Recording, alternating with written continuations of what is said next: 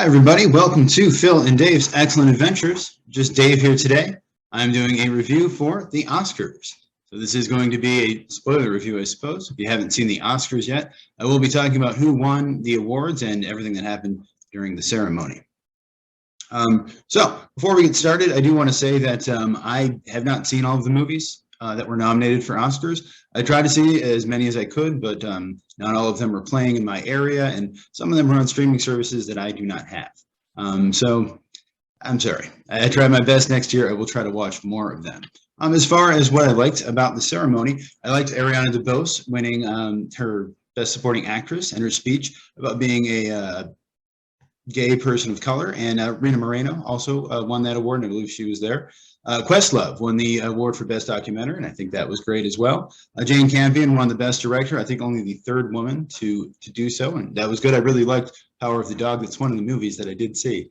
Kenneth Branagh won the screenplay for Belfast. I have not seen that movie yet. I intend to watch it, but good for him. I assumed he had already won an Oscar, but I guess this is his first.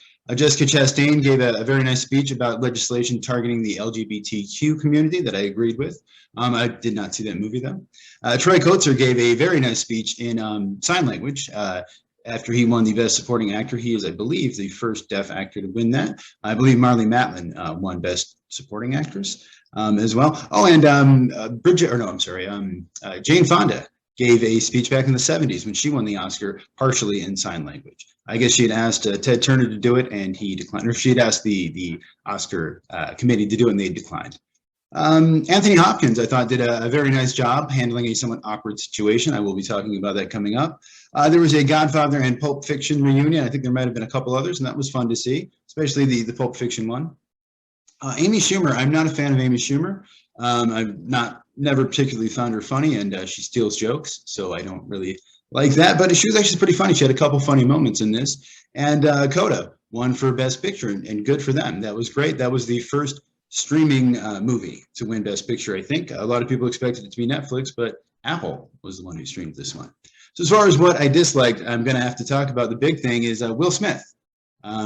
He overreacted to a kind of lame joke.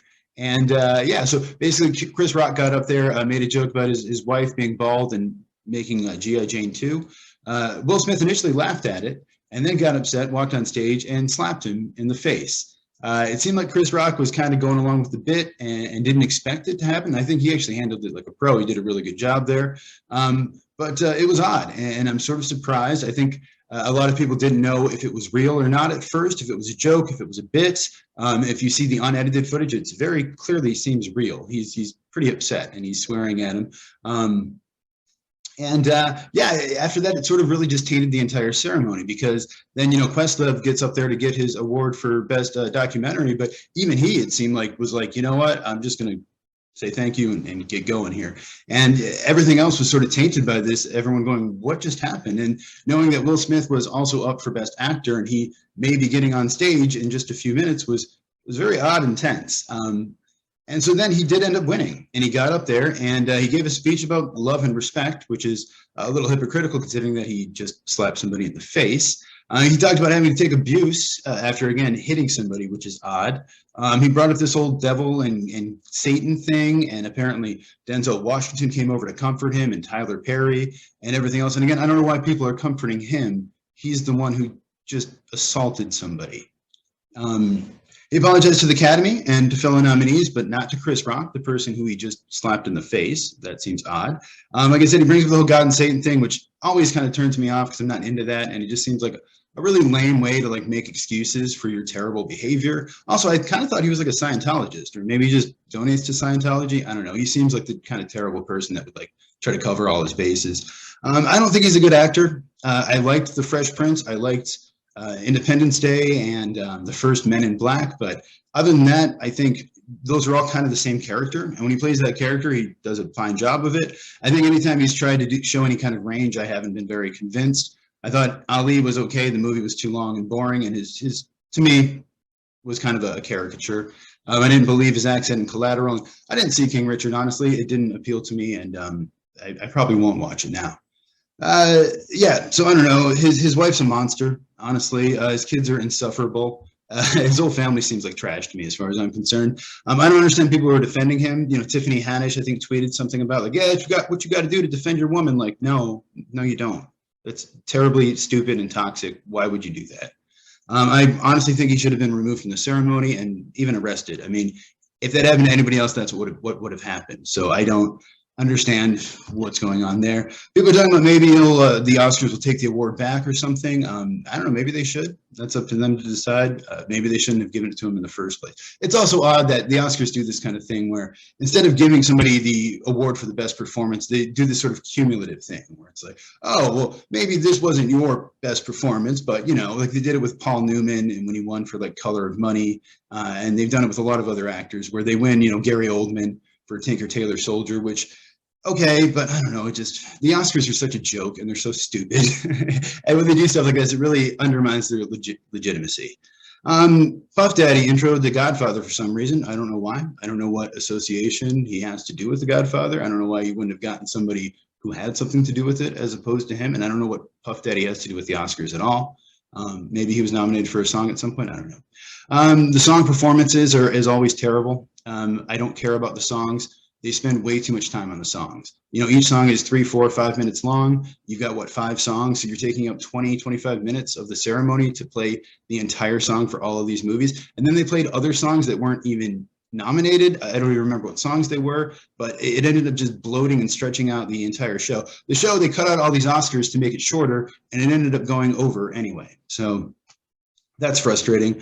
I thought the In Memoriam was sort of odd.